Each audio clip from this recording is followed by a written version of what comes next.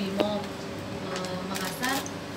Terus di sana itu ternyata maksudnya berkasnya ada di sana ya, ada di sana dan menunggu dari disposisi dan saat itu ya. Jadi begini, mengenai kasusnya ini nanti dengan Mbak Suswardi, yang tadinya awalnya kita sudah ada rencana mau untuk sidang disiplin di Makosat. Itu kita sepakat dengan penyidik di Makosat tanggal 25 Maret. Nah, tiba-tiba Propam Polda minta untuk gelar perkara. Nah, diadakanlah gelar perkara di Propam Polda. Tanggal itu gelarnya dilaksanakan tanggal 13. Hasil gelar perkara itu dari si status pelanggaran disiplin meningkat menjadi pelanggaran etik. Nah, jadi ini kasusnya nanti akan diambil alih oleh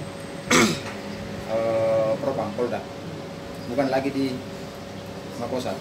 Nah, kemarin itu yang sempat kita bingung karena begitu selesai gelar perkara, kita coba tanyakan ke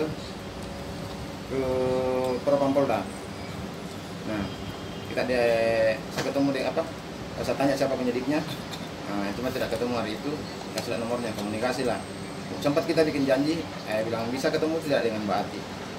Nah, kita sudah bikin janji malam, tiba-tiba sore saya ditelepon, dia bilang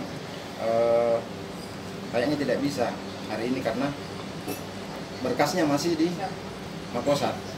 Nah, sementara di Makosat ngomong bahwa belum ada nota dinas dari mengenai hasil gelar perkara. Nah, itu yang kita bingung.